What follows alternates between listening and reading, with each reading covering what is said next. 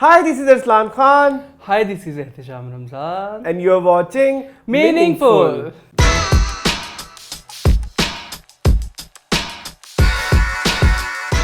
जी welcome back. कभी आप भी वेलकम बैक आ दिया करें। बहुत आपका हर दफा मेरी ड्यूटी नहीं होती। वेलकम बैक हमारे मीनिंगफुल शो में। मीनिंगफुल शो हमारा जो है वो आपको जैसे कि पता है कि इंडस्ट्री की जो ताज़ा चटपटी रिलेटेड खबरें होती हैं उसको हम डिस्कस करते हैं, ठीक है। आजकल इंडस्ट्री कुछ कर नहीं रही। इंडस्ट्री की कोई कंट्रोवर्सी नहीं आ रही, मैं परेशान हो गया हूँ। जब से एहसन गया है ना कोई खबर ही नहीं आ रही। एहसन चटपटी खबरें साथ ही ले गया मेरे यहाँ ना। कुछ चटपटी खबरें हैं वो अभी पब्लिक नहीं हुई। जैसे अंडरकवर है, ठीक है, वो भी हम कभी करेंगे डिस्कस इंशाल्लाह। तो खैर अरसलान आप बताएं कैसा गुजरा आपका हफ्ता? बोरिंग ना। अच्छा वैसे बाय द वे मैं एक बात बताऊं, इस हफ्ते का पता ही नहीं चला। मंडे है, ट्यूसडे है, वेडनेसडे है, थर्सडे, फ्राइडे, पता ही नहीं चला। But August was very slow. September is very fast. 10 दिन हो गए, पता ही नहीं लगा। मतलब जब शो आएगा 13 दिन हो गए होंगे। 13 दिन हो जाएंगे। और बीच में हम एक दिन हमने छुट्टी की थी, क्या था? हाँ छुट्टी की थी। हमने छुट्टी नहीं की थी, ऑफिस से ही गए दोदा देखी थी। दोदा देखी। आज डिस्कस करेंगे हम दोदा को भी, movie of the week. Movie करना है आपने? हाँ करते हैं। अच्छा चलो ठीक है। लेकिन इसके अलावा और कुछ हो रहा था ही नहीं, कुछ एक्साइटिंग कुछ भी नहीं था। बहुत बोरिंग वीक था सीरियसली। आप बताएं आपका वीक कैसा गुजरा? आपके वीक में क्या क्या एक्टिविटीज रही हैं? ठीक है, मेरी तो कोई मेजर एक्टिविटी, मैंने सिर्फ एक दोदा देखी है। उसके अलावा हम कोई थोड़ी सी शॉपिंग हुई है। और क्योंकि वो सैलरी आई थी। और अब मेरा तो आजकल वो एक नॉर्मल स्केड्यूल होता है मेरा, वो भी थोड़ा डिस्टर्ब हुआ है। मतलब मैं ऑफिस जाता हूँ, ऑफिस से घर आ जाता हूँ, फिर मैं पढ़ा करता हूँ। फिर आप फिर फरमाइशें करके खाने बनवाते हैं मेरे से। वो आपका एक दिन मैंने फिक्स किया हुआ है ना, तो उसमें आपने इस वीक क्या बनाया? डिश ऑफ द वीक भी होनी चाहिए। डिश ऑफ द वीक थी इस दफा चिकन गुजराती कड़ी चिकन, और साथ में थे बॉइल्ड राइस, साथ में लेकिन साथ में थी अरसलान की अलमशहूर चाट के बारे में बताएं। कौन सी चाट कर रहे हो? बताओ। जो आपकी आलू चाट है, जो बड़ी मशहूर है आपकी। हाँ जी, मेरी एक आलू चाट है, वो बहुत हिट हो गई। ये तस्वीरें हम लगाएंगे सारे खानों की। आपके पास है? मेरे पास नहीं है। लेकिन आपके जो चावल थे वो नेक्स्ट डे कड़वे हो गए थे। हैं क्यों? जी, वो जो आपने उनको लेमन राइस थे ना, तो लेमन अगले दिन कड़वे हो जाते हैं। मैंने चावल खाए, मैंने कहा ये कड़वे क्यों फील हो रहे हैं? वो बाद में रियलाइज हुआ क्या आपके लेमन राइस। जी, वो लेमन खट्टे हो गए। उसी दिन ही बस चलते हैं, नेक्स्ट डे नहीं चलते। लेमन तो आपको पता है वैसे ही फ्रेश है। गलत, लेमन हो लाइम्स हो। आप जब डाल रहे थे मैंने तब भी आपको कहा था मत डालें। चलिए कुछ नहीं होता। पहले दिन तो मजा आया था ना। हाँ चलो न्यूज़ का सिलसिला स्टार्ट करते हैं। लेके आए सबसे शिट। मैंने ऐसा कुछ नहीं कहा। अच्छा जी, जो सबसे पहली हमारी न्यूज़ है वो ये है कि हमारे मुल्क के बहुत बड़े स्टार जी फवाद खान माशाल्लाह, जिनकी अभी आने वाली है मौला जट। जी बिल्कुल। लास्ट टाइम उन्होंने पाकिस्तान में कब देखा वी हैव नो आइडिया। लेकिन कैमियो मैं बता सकता हूँ, लास्ट कैमियो उन्होंने किया 12वां खिलाड़ी में आए थे जी। लेकिन अभी जो है वो अभी अक्टूबर में आ रही है मौला जट, और फिर अप्रैल में आ रही है मनी बैक गारंटी MBG, जिसको मैं अभी क्या कह रहा था, BGM बैकग्राउंड म्यूजिक। हाँ, मनी बैक गारंटी को ये कह रहे थे बैकग्राउंड म्यूजिक। सो कास्ट बहुत एंसेंबल कास्ट है। और ये बेसिकली फैसल कुरैशी ने प्रोड्यूस की है और लिखी भी उन्होंने। अब आप बहुत सारे लोग कहते हैं कि फैसल कुरैशी कौन से हमारे वही ड्रामों वाले फैसल कुरैशी? मुझे तो वही लगा था, ये कोई और है। शर्म से डूब मर का मकाम, जिस चीज को मैं इधर बैठ के लोगों को करेक्ट करने वाला हूँ, मेरा अपना बंदा ठीक नहीं बताएं मुझे। ये वो है वो जो यूफोन के ऐड करते हैं, वो जो ऐसे फ्रेंच दाढ़ी रखते हैं, फैसल कुरैशी। अच्छा, उनका नाम भी फैसल कुरैशी है? उनका नाम भी फैसल कुरैशी, जिनको लूसी कहते हैं जी, वही है। ओके। वो उनका एक सिटकॉम था, वहां से उनका नाम लूसी पड़ा था जी। वो जो वो तो बड़े टैलेंटेड है यार जी। वो तीफ एंड ट्रबल में भी थे। अच्छा। तो अभी जो है ये इसमें आ रहे हैं।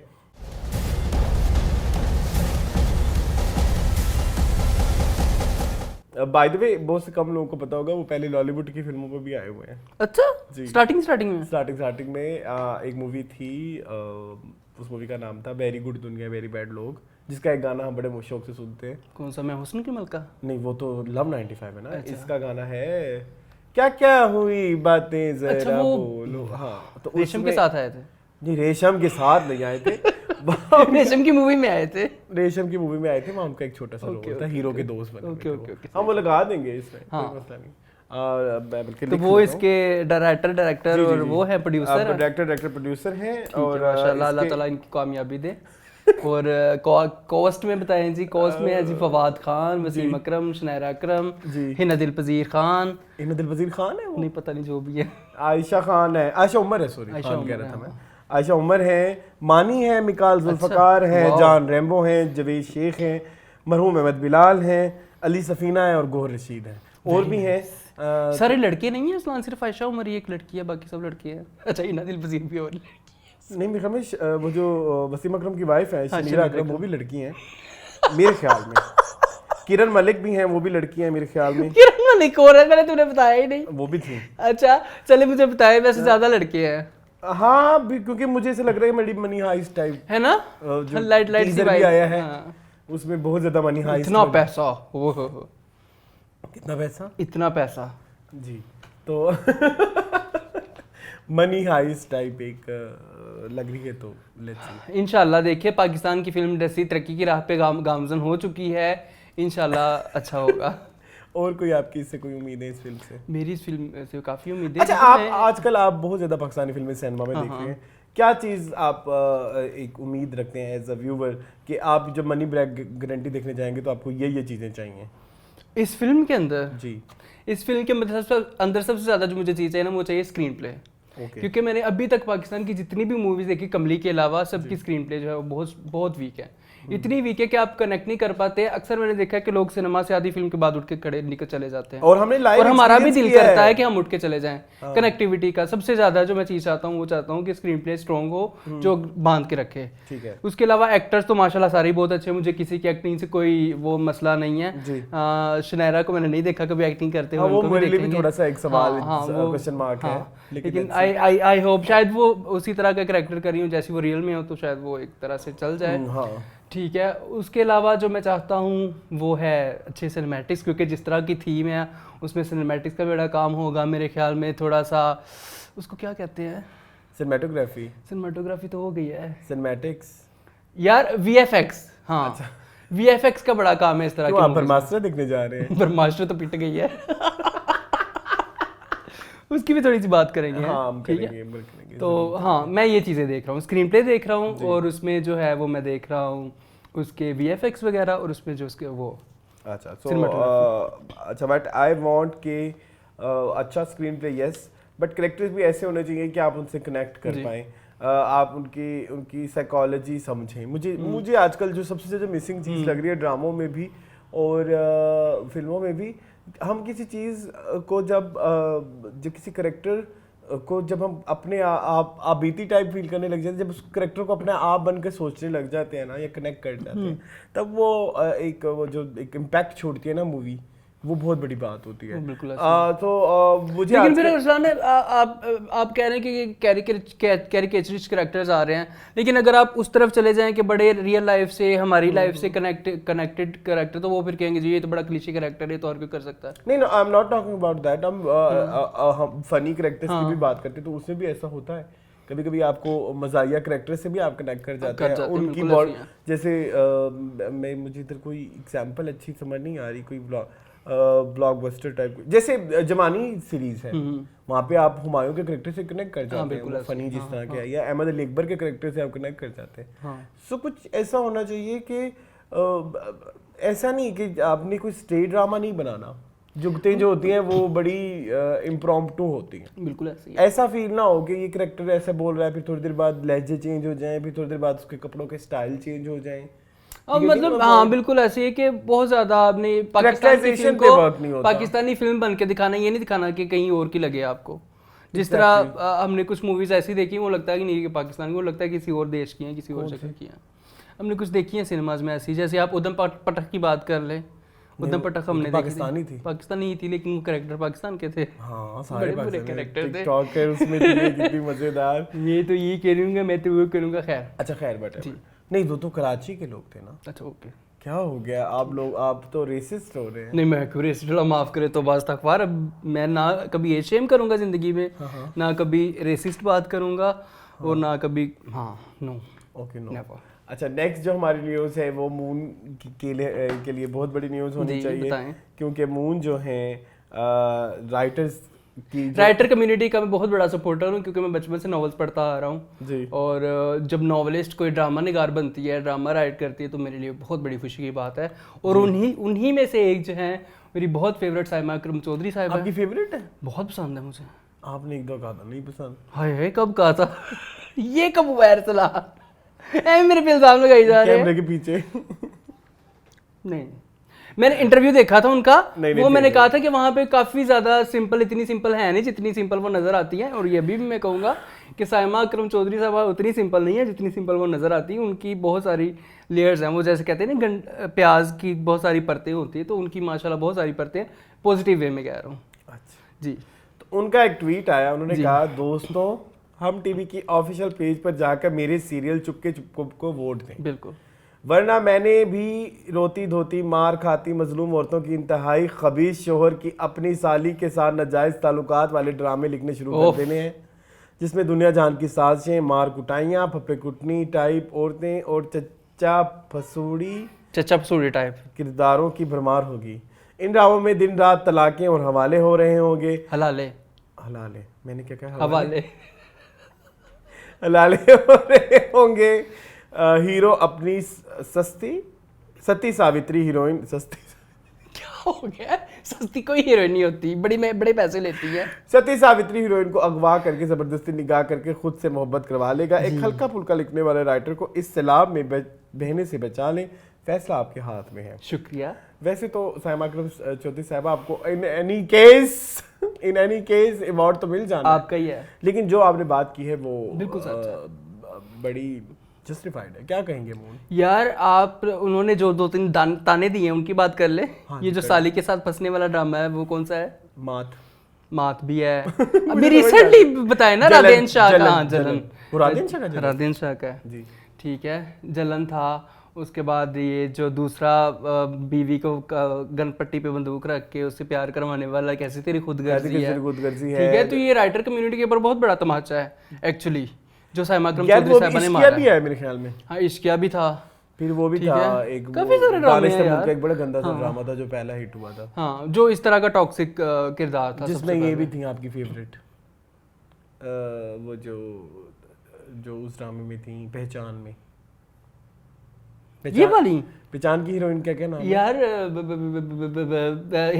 हिबा और दानिश का जो सबसे पहला ड्रामा था। मुझे नहीं पता, देखा हुआ है लेकिन याद नहीं, देखा नहीं हुआ मतलब सुना हुआ है लेकिन याद नहीं है। खैर जो भी है, तो मेरा ख्याल है कि उन्होंने बड़ी प्यारी बात की है साइमा अकरम चौधरी साहबा ने, और मुझे मजाक में रह के बहुत बड़ी बात कर दी है कि हल्का फुल्का, लेकिन हल्का फुल्का आप जरूर लिखती हैं, लेकिन उसमें दीवानगी। अच्छा, दीवानगी याद नहीं आ रहा था। मैं एक सीरियस टॉपिक पे बात कर रहा हूँ अरसलान। अच्छा, तो ये है कि आप बहुत हल्का फुल्का लिखती हैं, लेकिन आपके हल्के फुल्के में इतने असबाक होते हैं कि जो हम बुक से नहीं सीख सकते। आप हमें वो चीज़ें सिखाती हैं। जैसे आप देखें इस साल उनका जो ड्रामे आए हैं, दोनों रमज़ान पे, हम तुम आया और दूसरा चौधरी एंड सन्स आया, दोनों भरे पड़े थे हमारी सोसाइटी के लिए बहुत सारे लेसन्स के साथ और बहुत सारे मैसेजेस के साथ। तो हम भी, खैर मैंने तो क्या आपने बीगुल को वोट किया है लेकिन अगर रकीब से ना होता तो मैंने चुपके चुपके वोट करना था, लेकिन रकीब से मेरे दिल के बहुत करीब है, इसलिए उसके मैं वो रूबदाली नहीं कर सकता। अच्छा, तो बाकी मैं आपकी बात से 100% एग्री करूंगा। और आप प्लीज़ साइमा जी, आप प्लीज़ उस तरह के ड्रामे ना लिखिएगा, क्योंकि मुझे पता है कि अगर आप उस तरह का ड्रामा लिखने आई तो इन सब से अच्छा लिख सकेंगी। अच्छा, I have a problem with Saima जी। साइमा जी, आप जरा रमज़ान प्लेस से निकल आए, which is usually lighter tone dramas, थोड़े सीरियस टोन ड्रामास भी बनाना शुरू करें, हम आपका वो पोटेंशियल भी देखें। देखा हुआ मैंने, पढ़ा हुआ है। आपने पढ़ा? उनका एक नावल था, मैं अगर हमारे तवज्जुह से उन तक मैसेज जा सके तो आपका एक नावल है दीमक ज़दा मोहब्बत जी, उस पे प्लीज़ ड्रामा बनाइएगा, बहुत खूबसूरत नावल है वो। अच्छा, माय प्रॉब्लम है इसके, अब थोड़ा पेस अप करें, हम हर रमजान में चौधरी एंड सन्स या चुपके चुपके या सुनो चंदा टाइप्स अब तो नहीं हो सकता ना, इतनी कॉमेडी कौन देखेगा। हाँ, लेकिन वो फिर वो बहुत यकसानियत हो जाएगी। जिस तरह वो आया बारात सीरीज आई, तो उसके बाद बारात सीरीज के बहुत सारे वेरिएंट्स आए। ठीक है, तो इस तरह से फिर सुनो चंदा के भी वेरिएंट्स आने लग जाएंगे, तो फिर वो एक यूनिकनेस खत्म हो जाएगी। अगर मैं कहीं ना कहीं हम तुमको और चुपके चुपके को और चौधरी एंड सन्स या चुनो चंदा मिक्स करूं, तो उसमें बहुत सारी आपको कॉमन चीजें मिल जाती हैं। बहुत हीरो हीरोइन में नफरत और फिर प्यार, वही एक ही बात है। तो एक दादा दादी कैरेक्टर, एक फनी कैरेक्टर, एक पंजाबी कैरेक्टर, आप बस इलाके चेंज कर करके और किरदार चेंज करते जा रही है, लेकिन at the end of the day आपकी राइटिंग थोड़ी सी यकसानियत का शिकार हो गई है। शिकार है, ये बात होगी सामा अकरम जी जी। बट जो वो ट्वीट पे जो बात कर रही हैं, ट्वीट किया उन्होंने, फेसबुक पे पोस्ट डाली जी, वो बहुत अच्छी बात की है। यस, हमारी जो दूसरे राइटर्स हैं वो टीआरपी गेम खेल रहे हैं, बिल्कुल ऐसे। ठीक है, तो वो भी अब यकसानियत का इंटरव्यू देखा मैंने रात को सायरा रज़ा का, जो मेरे हमसफर की राइटर हैं, तो वो मैं बताऊंगा खैर आगे जाके। उन्होंने ऐसे ही बताया कि उनसे इंटरव्यू जिसे जो ले रही थी राबिया, उन्होंने पूछा कि हाला का कैरेक्टर इतना मासूम क्यों है और शाहजहां इतनी बुरी क्यों है, इसमें कोई ह्यूमन एलिमेंट ही नहीं है, इंसान ग्रे होते हैं, ब्लैक एंड वाइट। उन्होंने कहा नहीं, अगर वो इतनी अच्छी तो फिर इतना बुरा दिखाते ही तो लोग पसंद करते ना। तो ऐसे लोगों को भी तो फिर दिखाने के लिए कोई ईज, हम ही लोग हैं ना, नहीं मतलब हाँ। अच्छा, मैं कभी कभी सोचता सिर्फ हम नहीं है, बहुत है, बहुत सारे हैं, बहुत सारे ऐसे भी होते हैं जिन्होंने आज सुबह अपनी फेसबुक की पहली आईडी बनाई होगी जी। I am just giving an example, जिसको इंटरनेट का नहीं पता होगा, जिनके घर आज पहली दफा मोबाइल आया होगा, बिल्कुल ऐसे बहुत सारे लोग हो सकते हैं, बिल्कुल ऐसे। उनके लिए इस तरह की स्टोरीज यस रिलेटेबल हो सकती हैं या उनको एक्साइटमेंट दे सकती हैं। क्यों गाँव में आज भी पुरानी 90s की फिल्में लगती हैं देखने के लिए। आप जब जाओ ना वहाँ पे, लोग वो कहते हैं कि हमने 90s वाली तो ओवर ड्रामेटिक होती। सो कहीं ना कहीं यस, हमें देखिए ड्रामा बनाना है, पैसे तो कमाने हैं, कोई यूनिवर्सिटी का प्रोजेक्ट तो नहीं है, ऊपर से कोई एनजीओ भी नहीं है, और सबने अपने पेट भी पालने हैं, उनको यही काम आता है। बिल्कुल ऐसे कोई मुझे, लेकिन मेरा दिल करता है कभी ना कभी जिंदगी में कोई एक मिडवे जरूर निकलेगा कि जिसमें आप कमर्शियल और क्रिटिक्स दोनों को खुश करोगे। ठीक है, जैसे कोई आपके दिमाग में ऐसी आती हो एग्जांपल? रकीब से क्रिटिकली इतना क्लेम, बट कमर्शियली हिट नहीं हुआ। परिजाद कमर्शियली भी हिट हुआ और क्रिटिकली भी हिट हुआ। तो परिजाद टाइप ड्रामे, अब उनमें ना तो बंदूक की नोक पे प्यार है, ना साली के साथ रिश्तेदारी है, ना कोई फफे कुटनियां हैं, ना कोई इस तरह की चीजें। सो आप इस तरह की स्टोरीज लेके आए, हमारा पाकिस्तान इस तरह की स्टोरीज से भरा हुआ है। बिल्कुल है। सो यार कितने कितने आइडियाज हैं हमारे पास स्टोरीज लिखने के लिए। आप किसी ऑफिस की लाइफ के ऊपर ड्रामा बना सकते हैं, ऑफिस पॉलिटिक्स पे बना सकते हैं, हॉस्पिटल पे बन सकते हैं। मुझे कभी कभी दिल करता है हॉस्पिटल के, संजीवनी टाइप जैसे धूप किनारे भी हॉस्पिटल की स्टोरी थी। इसके अलावा और बहुत सारी चीजें हैं, बहुत सारी चीजें, कुछ बिजनेस वाले ड्रामे बनाए। मसला ये है अरसलान, मसला यहाँ पे ये है कि जो ड्रामे ज्यादा देखती हैं वो घर में बैठी हुई हैं, और घर में जो बैठी हैं वो घरेलू सियासत ही पसंद करेंगी। But I think Moon west में भी ड्रामे बनते हैं, वो लड़के लड़कियां दोनों ही देखते हैं, बल्कि हम भी देखते हैं। हाँ बिल्कुल ऐसे है। अब गेम ऑफ थ्रोन्स की एपिसोड आती है तो बहुत सारी आवाम देखती है, लेकिन वो आंटियां तो नहीं देखती होंगी जो ड्रामे देखती हैं। नहीं। हाँ तो बस, तो फिर प्लीज हम भी नहीं देखे तो हम भी तो मार्केट है ना। हाँ है। तो हमें भी टारगेट किया जाए। जैसे यार ये आप 12वां खिलाड़ी है, ये यूथ को टारगेट किया गया और यूथ इस वक्त सबसे बड़ा पोर्शन है। हाँ बिल्कुल का। नेक्स्ट न्यूज लेके आए। नेक्स्ट न्यूज ये है कि अदाकार शान की जी ज़रार पिछले 3 साल से एक फिल्म आ रही है, वो फिर पोस्टपोन हो गई है। अब क्या डेट है ये? नवंबर की। हाय, क्यों किंगे पै गई, पंजाबी में कहते किंगे पै गई है। आई डोंट नो, लटक रही है। आई डोंट नो कब से आ रही है। कोविड से पहले क्या आ रही है, फिर कोविड के बाद अनाउंस हुई कि भाई सिनेमा जब खुलेंगे तो लगेगी, फिर सिनेमास खुल गए, फिर सिनेमा में रिस्पांस देख रहे हैं पब्लिक का कि कैसे पब्लिक आ रही है, देख रही है कि नहीं, अब फिर दोबारा वो पोस्टपोन हो गई। समझ से बाहर है। मतलब ऐसे कर रहे हैं कि अल्लाह माफ करे, तो बस हमारी फिल्म बनी हुई को इतने साल हो गए, पता नहीं उसके क्रू कितने लोग जो हैं वो क्रू क्या बच्चों से बूढ़े हो गए हों। तुम बूढ़े हुए नहीं तो नहीं, वैसे हो गए हो। एज के ऊपर मैं कमेंट नहीं सुनूंगा अरसलान। मैंने रिसेंटली एक बड़ी प्यारी बात सुनी है इसके बारे में। हाँ। पहली बात तो ये कि age is just a number, और दूसरी बात ये कि आपकी एज वही होती है जो आप फील करते हैं। तो आप एक बूढ़े इंसान की तरह ही फील करते हैं? नहीं, मैं फील करता हूँ कि मैं यंग बॉय। और वो सिर्फ अच्छा, इनकी जो यंगनेस है वो सिर्फ उधर तक है कि मैं खा लूं, पी लूं, घूम लूं। कोई काम कराना हो, मेरी हड्डी में दर्द है, मेरे पाँव में ये हो रहा है, मेरा यार वो हो वो रहा है, तो फिर क्या साथ फिर कौन सा चलता है उस वाली एज में तुम 70 इयर्स के हो जब कोई काम कराना होता है? तो वो तो फिर आपको करना पड़ता है ना। करना पड़ता है। शान के ऊपर आए, मेरी जान छोड़े। शान की फिल्म जो है वो पोस्टपोन हो गई है। रीजंस जो है वो एज सच कोई अभी तक बताए नहीं गए। कभी बताई गई है? हाँ, यूजुअली बताई यार काफी सारी फिल्में डब्बे में बंद है। मैं आज सुबह पिच बटन भी डिले हो उधर देख रहा था टिकटॉक के ऊपर, मेरे ज़हन में फिर से आ गई जावेद इकबाल। वो भी बंद डब्बे में पड़ी है। वो भी डब्बे में पड़ी है यार, उसको रिलीज करवाओ कोई, खुदा के लिए, इतनी प्यारी फिल्म है। और टिच बटन वो भी डब्बे में पड़ी है। और भी बेशुमार फिल्में, काफी फिल्में हैं पाकिस्तान की। क्या मोला जट, वो तो आ रही है अगले महीने। सरमद की इश्क तमाशा, हाँ, जिंदगी तमाशा। आज क्या हुआ है मुझे? जिंदगी तमाशा। इतनी सारी फिल्में पाकिस्तान की, तो वो जो अच्छी चीज है वो आप रिलीज नहीं कर रहे, और जो कचरा है वो रिलीज किए जा रहे हैं। आपने देखी है इश्क तमाशा?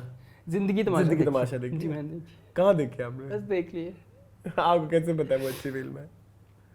अच्छी फिल्म है। सरमद कभी बुरा काम नहीं करते। सरमद अगर ये शो देख रहे हैं तो देखे, मुंह ने आपकी फिल्म कहीं से चुरा ली और देख ली है। चले आगे।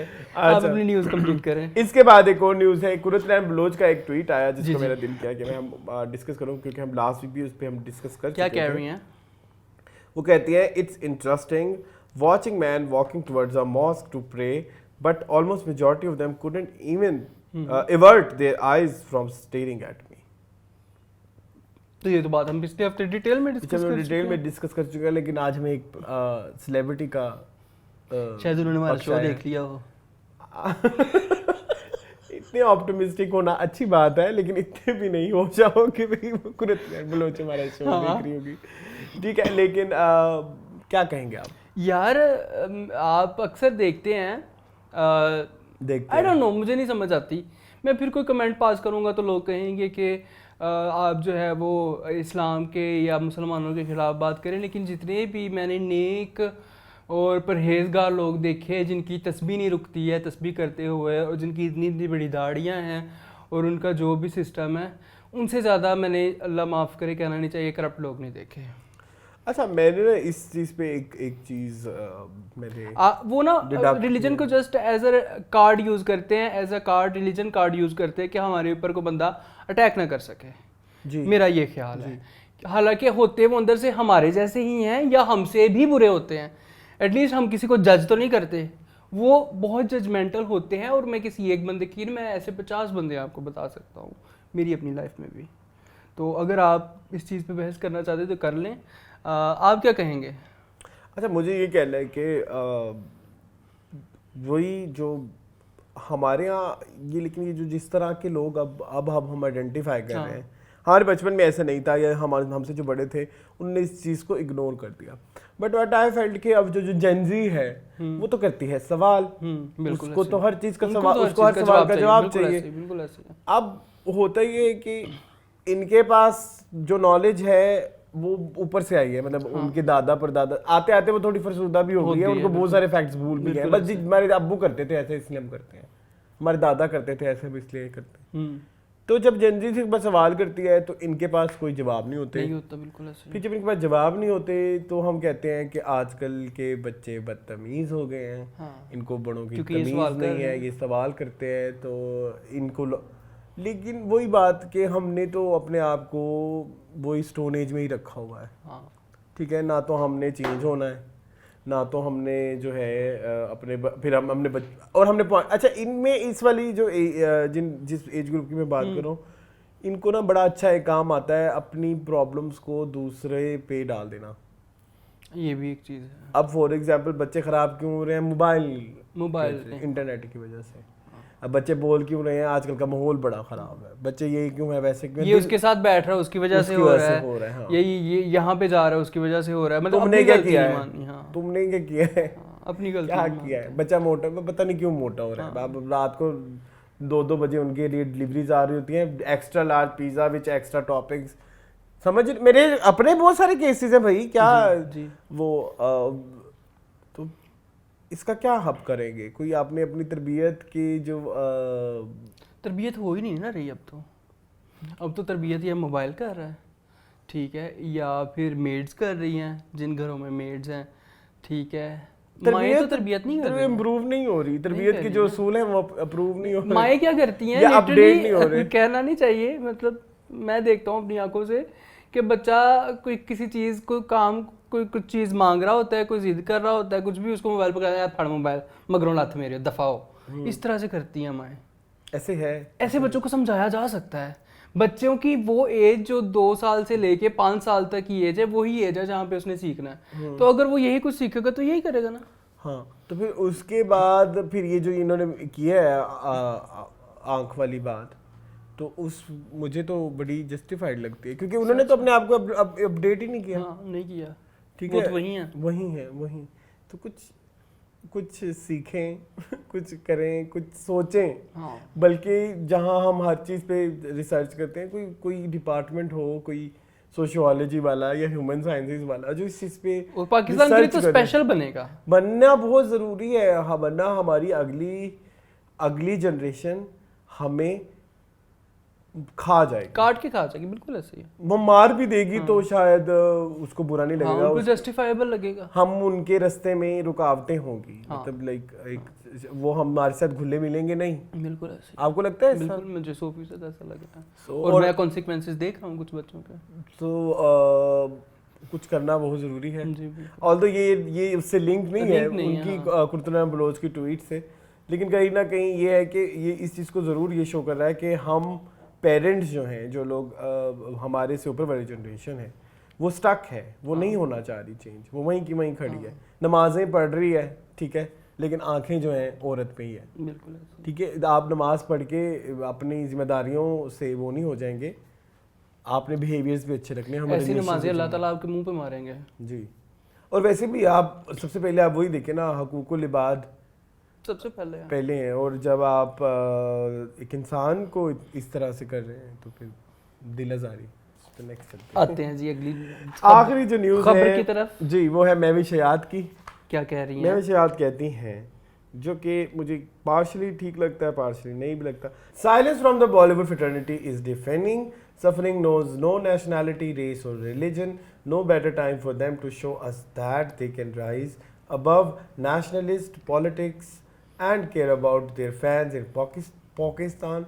We are hurting, and a kind word or two would not go amiss. क्या कहेंगे आप? बॉलीवुड को टारगेट किया है। ज़रूरत नहीं है।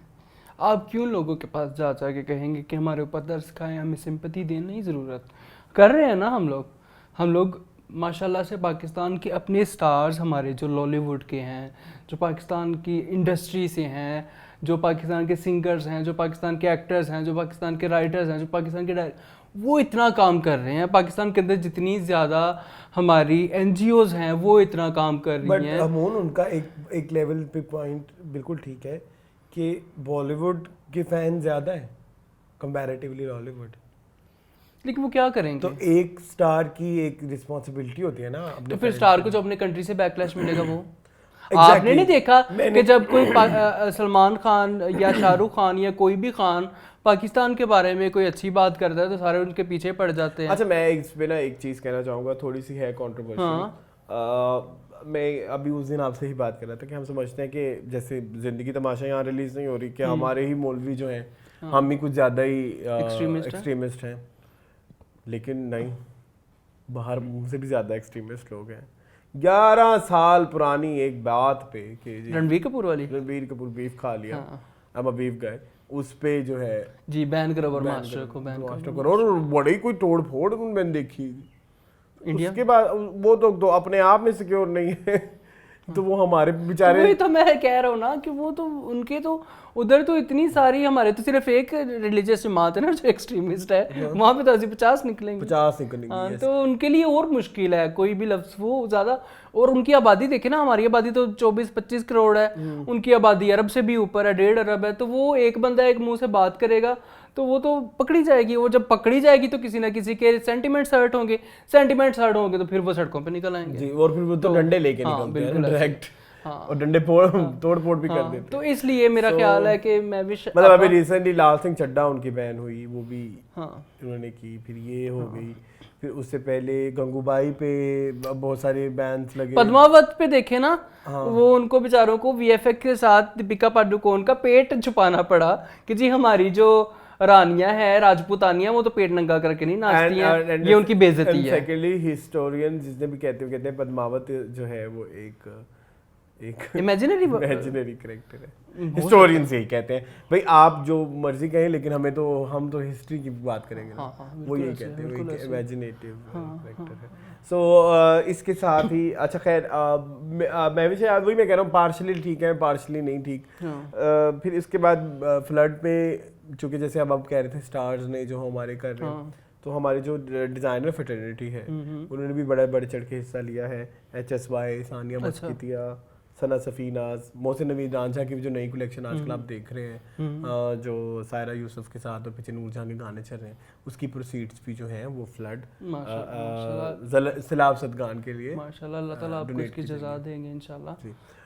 इसी के साथ ही हमारी आज की न्यूज़ खत्म हुई। चलते हैं हम अपने सेगमेंट, कोई न्यूज़ आती है हमें बता दिया करें। चलते हैं हम अपने सेगमेंट्स की तरफ। सबसे पहला सेगमेंट है इंटरव्यू ऑफ द वीक। जी मून, क्या देखा आपने? मैंने 2 इंटरव्यूज देखे। सबसे पहले तो मैंने आयशा तूर का देखा। आयशा तूर जो हैं वो हैं कैसी तेरी खुदगर्जी में बनी हुई हैं दानिश तैमूर की भाभी, जो कि एक बहुत रूड और बहुत एक नार्सिसिस्ट टाइप लड़की हैं, औरत हैं, जिनको गरीबों से नफरत है। तो उनका इंटरव्यू मैंने देखा। She is a darling lady, बहुत अच्छी हैं वो, बहुत बहुत स्वीट और अच्छी, और मुझे उनका इंटरव्यू बहुत पसंद आया। प्लीज़ आगे देखें। उसमें जो एक हाईलाइट थी वो मैं बता देता हूँ, बाकी इंटरव्यू तो चलता रहा उनका। उसमें हाईलाइट ये थी कि उन्होंने एक चीज़ के ऊपर बात की जो कि पिछली दफ़ा भी मैंने बात की थी, जेनिस टेसा ने कहा था डार्क स्किन के बारे में।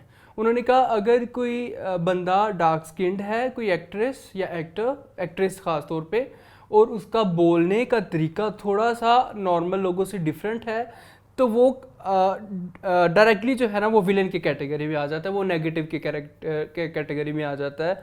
आप डार्क स्किन्ड हैं, आपके बात करने का लहजा थोड़ा सा अलग है, तो वो आपको ऑटोमेटिक जैसे उन्होंने कहा कि मेरे पास जितनी भी स्क्रिप्ट्स आती थी वो सारी वो होती थी जो नेगेटिव कैरेक्टर है, क्योंकि एक तो वो थोड़ा सा इंग्लिश स्टाइल में बोलती हैं उनकी। हालांकि वो कहती है कि सेट पे जितने भी लोग थे ना उनमें सबसे ज़्यादा अच्छी उर्दू मेरी थी, क्योंकि वो उनको डिफरेंट ज़बानों पे अबूर भी हासिल है ना वो, तो वो उनकी उर्दू भी अच्छी है लेकिन उनका बोलने का स्टाइल थोड़ा इंग्लिश है। तो वो कहती है मुझे जब भी रोल मिलता है तो मुझे विलनेस टाइप मिलता है, तो इसलिए मैं करती नहीं हूँ। हाँ, इसलिए मैं इतना इंडस्ट्री में काम करती नहीं हूँ। मेरे पास स्क्रिप्ट्स आती है लेकिन मैंने अपना पेट भी पालना है, क्योंकि तो फिर मुझे कुछ कोई ऐसी वैसी स्क्रिप्ट पकड़ लेनी पड़ती है, तो मैं कर लेती हूँ कभी कभी। अच्छा, तो यानी कि इसमें आप कह रहे हैं कि कलर शेमिंग पे, हाँ, ये जो या फिर टाइप कास्टिंग पे टाइप कास्ट हो जाते हैं ना कुछ एक्टर्स। अब जैसे वो आयशा तूर का टाइप कास्ट हुई है, वो टाइप कास्ट। हाँ हाँ ठीक है। अभी वैसे वो कह रही है कि बड़ा थोड़ा सा डिफरेंट कैरेक्टर, वो जो नया ड्रामा नहीं आ रहा संजबील आसिम शाह का हम पे जो आ रहा है, नहीं दूसरा वाला जो आ रहा है, जिसका टीजर भी हमने चलाया था, जो भी नाम है मुझे नहीं याद। अच्छा, जिसमें वो थी सोनिया हुसैन वगैरह, उसमें वो कहने कि मेरा काफ़ी डिफरेंट कैरेक्टर है, और I am thankful to the team कि उन्होंने मुझे ये ड्रामा दिया। ये हो गया। दूसरा जो इंटरव्यू देखा वो मैंने देखा सायरा रज़ा साहिबा का, जो था फुशिया के साथ शुक्र अल्लाह का, बड़ा मुझे मज़ा आया इंटरव्यू का, क्योंकि पहले राबिया जो है वो मेहमान को नहीं बोलने देती थी, इस दफ़ा मेहमान ने राबिया को बोलने दिया। ग्रेट, नॉन स्टॉप बोली है माशाल्लाह। हमारी जो राइटर साहिबा हैं सायरा रज़ा, बहुत इंटेलिजेंट, क्योंकि ड्रामे में बोलने नहीं दिया गया ना। बहुत इंटेलिजेंट है। पिछले 37 हफ्तों से ड्रामा वहीं खड़ा है जी। वो कहती, आप लोग कहते हैं कि जी ड्रामा जो है आप ड्रैग करते हैं क्योंकि उसकी TRPs आ रही है। मैंने तो 15 अगस्त 2021 में आ रही है ऐसे ठप्पा करके ड्रामा दे दिया था, आगे टीम का काम है जो वो कर रही है, मैंने मेरी कोई इन्वॉल्वमेंट नहीं। अच्छा, उन्होंने एक चीज़ ये कही कि जो ड्रामा चल रहा है क्या ये वही है जो आपने लिखा था? राबिया ने पूछा उन्होंने? नहीं, पूछना चाहिए। वैसे ये कितना इम्पोर्टेंट सवाल था कि राबिया को चाहिए वो उनसे पूछती कि लाइक जो ड्रामा आपने 15 अगस्त को दिया था स्क्रिप्ट, क्या वो वही है? अच्छा, मुझे थोड़े से कॉन्फ्लिक्टिंग लगी चीजें। जैसे उन्होंने पहले कहा कि मैं इस 3 तारीख को स्क्रिप्ट दे के अपने घर आके बैठ गई थी, मुझे मेरे ड्रामे के पैसे मिल गए थे, सब कुछ हो गया था। फिर वो कहती कि कोई एक सीन ऐसा आया कि जिसके बाद मैंने कहा कि इसको ऐसे नहीं वैसे करो, तो फिर वो कैसे हो गया?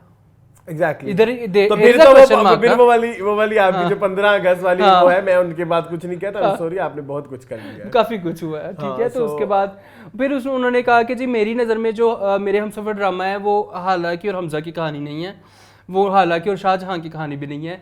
मेरी नज़र में मैं देखती हूँ जो ड्रामा वो हाला का और उसके बाप का, हाला और उसके रूमी दूसरी केड़ी जे समीन से कहानी है जिसने सीए यूनिवर्सिटी में ही कर लिया। उसका मेरा जवाब है कल टीवी लॉन्च में दूंगा। अच्छा, बल्कि वो हो चुका होगा। अच्छा बताए। तो वो कह रही थी कि मेरी नज़र में मैंने जब कहानी ड्रामा लिखना शुरू किया था ना, और मेरे ज़हन में था कि वो हाला और उसके फादर की रिलेशनशिप कहानी थी कि एक लड़की को उसका बाप बचपन में छोड़ गया है, वो सारी ज़िंदगी अपने बाप के हिसार से बाहर नहीं निकल पाई और सारी ज़िंदगी उसी वजह से वो ये सब हो गई। बस यही थी। बट आई फेल्ट लाइक मेरे हमसे द स्टोरी ऑफ अ सास, बुरी सास एंड अ गुड बहू। अच्छा, फिर उसने पूछा कि क्या इतनी बुरी, मैंने पहले भी शायद बता चुका हूँ कि इतनी बुरी दिखाना क्या जरूरी था? तुमने कहा हाँ जरूरी था, क्योंकि वो इतनी अच्छी है, इतनी सरप्राइज है, तो उसको उतना ही बुरा दिखाना पड़ना था, फिर ही लोगों ने पसंद करना था। तो फिर लोगों की पसंद का ख्याल रख लें आप अपनी क्रिएटिव चीज़ों को छोड़ दें। फिर ये झूठी था, फिर झूठी के बाद मैंने इसका एक और नाम, जब झूठी हम और हो गया, मैंने इसके कोई दर्जन नाम रखे। जी ऐसे ही है ना? ऐसे ही है। तो बस यही था। इंटरव्यू काफ़ी इंटरेस्टिंग, 1 घंटे 21 मिनट का इंटरव्यू था, जिसमें से 1 घंटा और 20 मिनट और 30 सेकंड जो है वो सारा रज़ाक बोलती रही है। सारा तो उन्होंने बोला फिर राबिया बेचारी, राबिया के सवाल मौका ही नहीं मिला। राबिया पै गई थी। चले जी मूवी की तरफ आए जी। मूवी अभी क्या देखा मुन्ना आपने? दो तो वो डिस्कस हो गई मुंशी जी में, इधर से देख ले, जिन्होंने मुंशी नहीं देखा वो इधर देख ले जी। कैसी लगी दो? बहुत बुरी। कुछ चीजें बहुत अच्छी थी और इन चीजों में I must say the hero was so good. Hero was so good. और द थिंग इज उसकी इतनी जबरदस्त प्रेजेंस थी स्क्रीन के ऊपर, वो हीरो ही लग रहे थे, वो ड्रामे का नहीं लग रहा था। आई रियली वांट कि वो मजीद काम करे, उसकी थोड़े एक्सप्रेशंस भी अच्छे थे कुछ जगहों पे।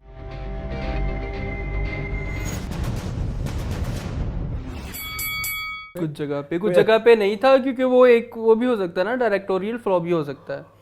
और उसके अलावा सिनेमेटोग्राफी बहुत अच्छी, कोई अच्छा डायरेक्टर मिले तो उसको वो बहुत कुछ करता। सिनेमैटिक्स बहुत अच्छे थे। यस, सिनेमैटिक्स बहुत अच्छे। Screen play was so weak, music was so weak, writing was so weak. Yes. तो इसके अलावा क्या देखा? इसके अलावा देखी घूंघट। कौन सी घूंघट? रेशम वाली नहीं, 2 घूंघट है ना। रेशम वाली नहीं, 1962 की है वो वाली देखी। नैयर सुल्ताना और शान की अम्मा का क्या नाम है? नीलो जी, और संतोष कुमार की मूवी थी, बहुत खूबसूरत। और इसके राइटर और डायरेक्टर जो है वो है ख्वाजा, और म्यूजिक डायरेक्टर राइटर भी वही है ना जी, ख्वाजा खुर्शीद अनवर, हमारी इंडस्ट्री का बहुत बड़ा नाम।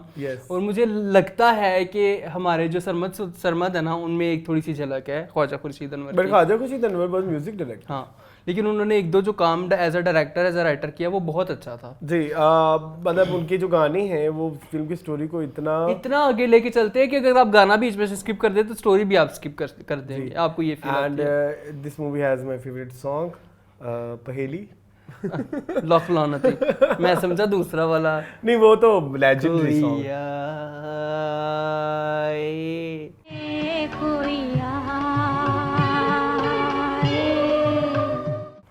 नूर जहां साहिबा ने कमाल कर दिया। आप प्लीज़ हमारी सजेशन पे एक दफ़ा वो गाना सुनिए, उस गाने में इतनी मिस्ट्री है कि आप मिस्ट्री में खो जाएंगे। जब मैंने पहली दफ़ा सुना था मैं तो खो गया था। हालांकि पहली दफ़ा आपको कोई गाना इतनी जल्दी पसंद नहीं आता है। Okay, yes. तो और स्टोरी इतनी अछूती है। आजकल के ज़माने में ऐसी कहानी क्यों नहीं बन रही यार? हमने रिसेंटली कोई फिल्म देखी थी और हमने कहा था देखो ये घूंघट की स्टोरी से इंस्पायर्ड है। मैंने आपको दिखाई थी, आपने कहा था यस, इंडिया की थी कोई फिल्म। हाँ, याद पड़ रहा है ना आपको? मैंने कहा था ये उषा रानी टाइप फिल्म है ना? थी, अब मुझे याद नहीं पड़ रहा। कमली में भी थोड़ा वैसे थोड़ा टच था। हाँ बिल्कुल, उषा रानी टाइप। हाँ, थोड़ा सा म्यूज वाला, क्योंकि म्यूज उसमें भी थी, म्यूज उसमें भी था। तो बड़ी खूबसूरत स्टोरी है। एक्चुअली स्टोरी एक राइटर की है, जिन्होंने अपना एक कैरेक्टर किसी ज़माने में लिखा था और उनको इस कैरेक्टर से प्यार हो गया था, कैरेक्टर से इतना प्यार हो गया कि उसको ऐसे लगने लगा कि वो रियल में एग्जिस्ट करती है। और शादी भी उन्होंने उसी से ही करनी है। और उसके अलावा और जब उसकी शादी होती है तो उसकी माँ उसको प्रॉमिस करती है कि तुम्हारी जो बीवी है वो वही उर्बन की रानी उषा रानी की शक्ल से मिलती है। तो वो घूंघट में जाती है पहली ही दफा ट्रेन में, पहला सीन ही यही है, उससे कहता है कि देख लो घूंघट में से उषा रानी ही निकलनी चाहिए, और वो लड़की परेशान हो जाती है और फिर वो लड़की भाग जाती है और फिर वो एक पूरी एक स्टोरी है। बहुत खूबसूरत। अच्छा, मुझे घूंघट में एक गाना बहुत ज़्यादा पसंद है, वो तो है, आप उसको तो छोड़ देना, वो तो साइड पे रखें। वो है पहेली, जो गाया नहीद नियाज़ी ने, और नहीद नियाज़ी और जो ख्वाजा खुर्शीद अनवर का जो कम्बो है वो मेरा बड़ा फेवरेट है।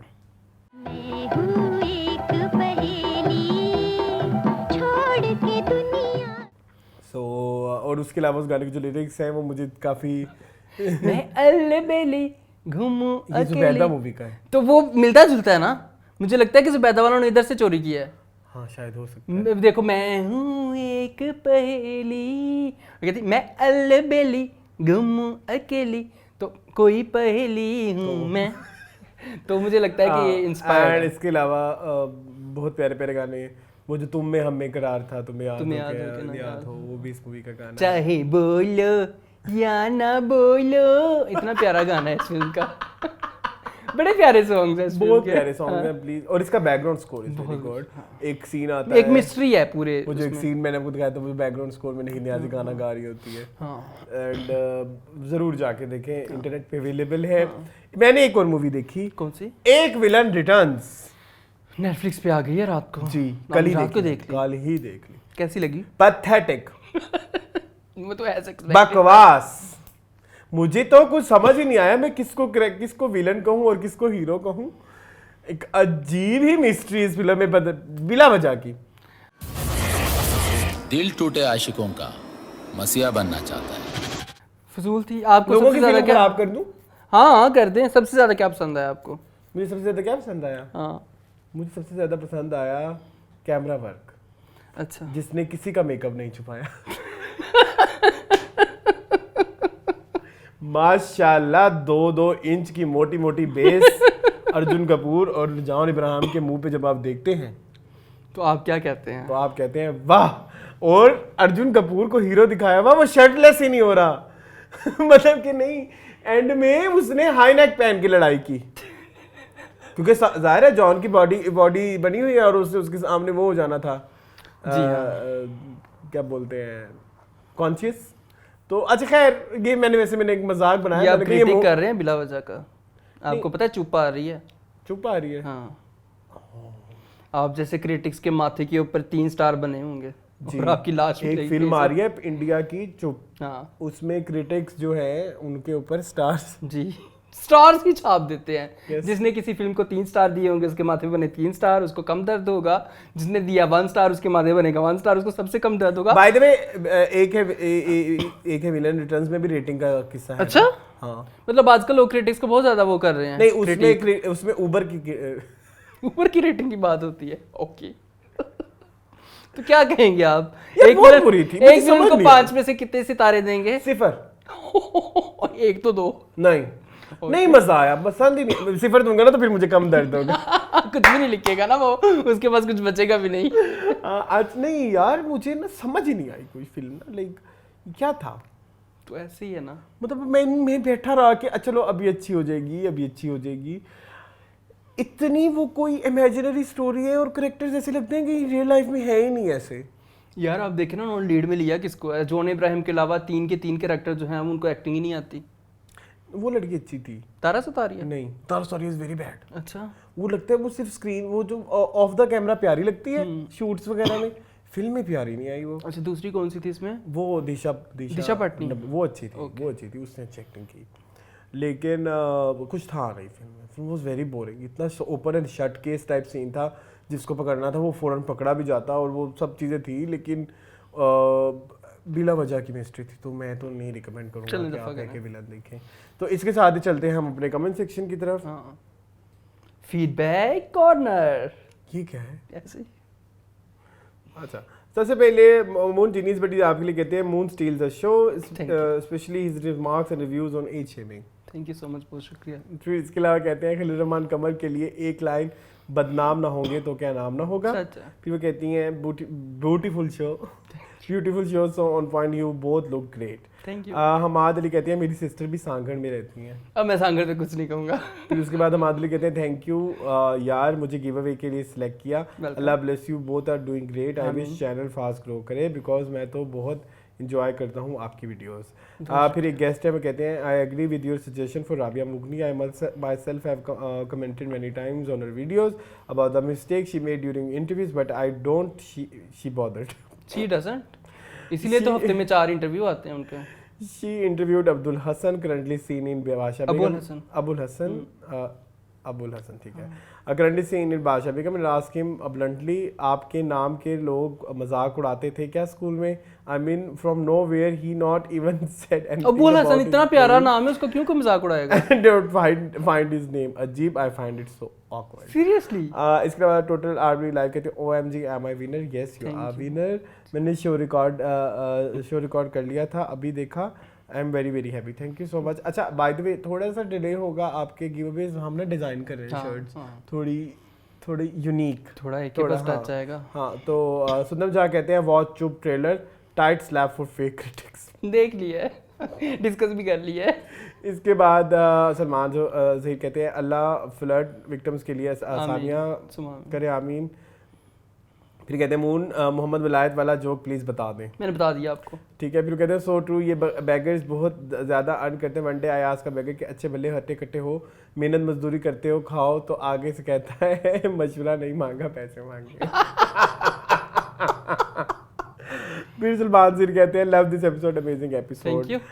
फिर वो thank you so much for the gift का मैसेज है। अच्छा उन्होंने अपनी वोटिंग दी है, वो कहते हैं बेस्ट एक्ट्रेस दीका क्यानी, best actor Ahmed Ali, best drama Parizaad, आगे लिखा हुआ although I haven't watch a single episode of this drama. तो क्यों वोट किया भाई? बेस्ट ओएसटी रकीब से। अच्छा नाउ सलमान सिर उसके बाद कहते हैं you forgot to mention Aamna Ilyas, वो जो हम डार्क स्किन की बात करें, Aamna Ilyas is a great example for dark skin tone model actress. In fact, when she got her first Lux Style Award, she said on stage proudly about her dark color and the way people trolled her. In India, Lara Datta, जो Miss Universe रह चुकी है, she is dark tone, but she was crowned most beautiful woman of universe. I agree, गोरे होने के बहुत फायदे होंगे but when it comes to talent and skills and किस्मत, वहाँ गोरे काले का फर्क नहीं बनता। हसीब अली कहते हैं वेल इट्स रियली मी, हाँ सच्ची मुच्ची शुक्रिया Arsalan, thank you so much Haseeb.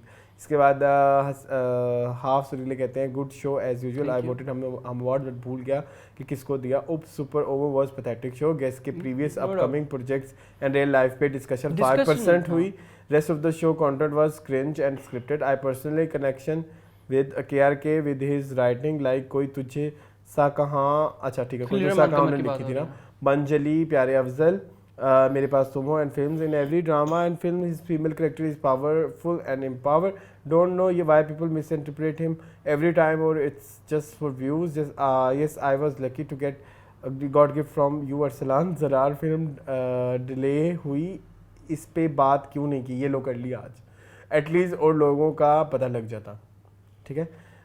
मेरे हैं सहेली शैल के बाहुबली 2 का वेट किया बिकॉज कट्टापा ने बाहुबली को क्यों मारा, मुझे ये समझ नहीं आया। हमने किया थी कोई discussion Baahubali out of nowhere आ गए।